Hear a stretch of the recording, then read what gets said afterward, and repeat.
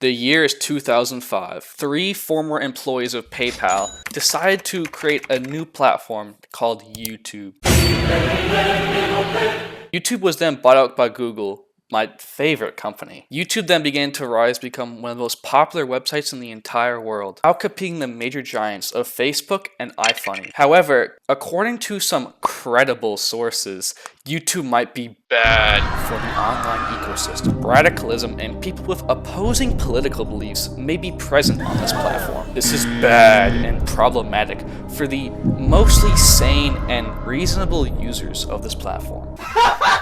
It's kind of disgusting for new YouTube users to find out that there are some, let's say lightly, problems with the website.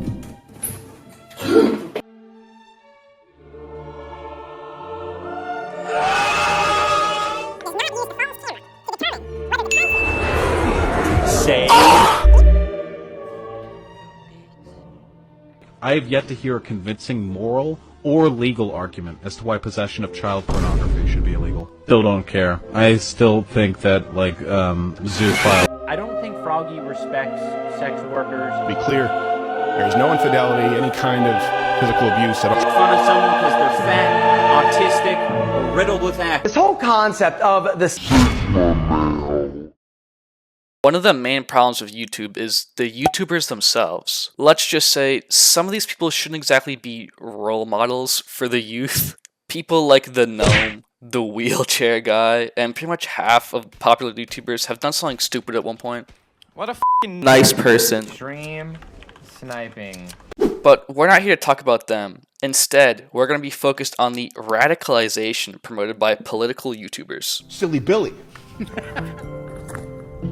Oh boy, do I long for the internet before the year 2016. Everything was so great with the, it was better than now at least. This was a time before the BreadTube Invasions. BreadTubers, along with having the stupidest name imaginable, were a collection of leftist YouTubers hell-bent on spreading the ideas of the People's Republic of Korea. Now, they kind of just sat in their chairs all day and just debated random people on leftist ideas. The most famous of these BreadTubers would be the respecter of underage children, the respecter of women, and the respecter of his wife's boyfriend. These BreadTubers have done a great job at dividing everyone and making people hate each other even more, which is exactly what we need in today's society. Although I have been shitting on political YouTubers a lot for promoting radicalism, it actually doesn't have a lot to do with them. Pants actually wrote an article on this. Basically, the gist of the article is that people don't really like radicalize that much, or at least as much as it's said to.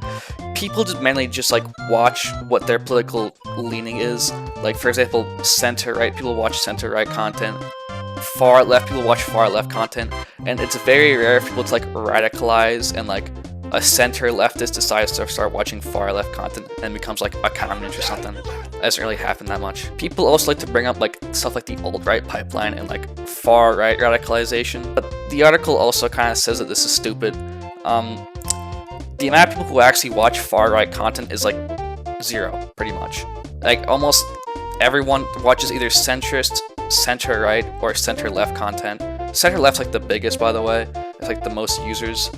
But yeah, almost no one is actually far-right. The alt-right pipeline content makes up just like a minute percentage of like viewer-based.